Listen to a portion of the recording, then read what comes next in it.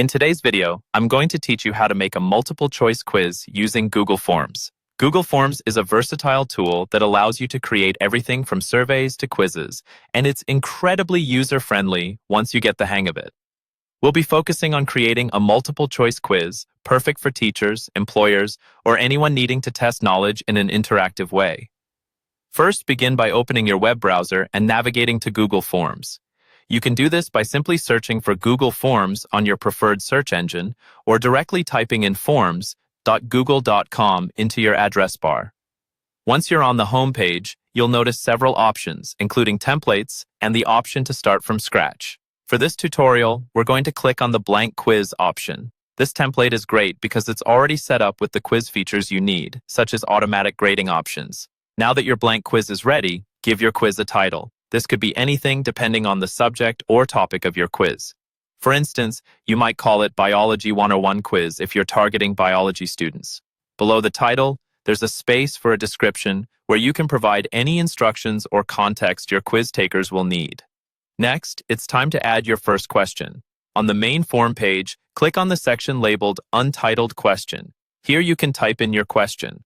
For example, you might ask, what is the powerhouse of the cell? To transform this into a multiple-choice question, you'll look below the question field and select Multiple Choice from the drop-down menu. Once you have your question in place, fill in the answer options. You'll see fields labeled Option 1, Option 2, and so on. Type each potential answer into these fields. For our cell biology question, maybe your options are nucleus, mitochondria, ribosome, and chloroplast. Click to the side of each option to enter the correct one by checking the box that appears. In this instance, mitochondria would be checked as it's the correct answer. After you've entered your question and options, you can add another question by clicking the plus button on the right-hand side. Repeat this process for each question you wish to include in your quiz. When you've finished adding questions, you might want to explore additional features like setting up automatic feedback or grading.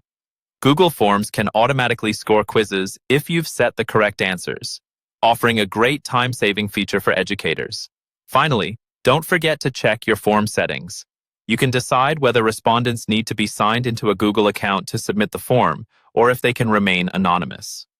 Once everything looks good, click the Send button to distribute your quiz.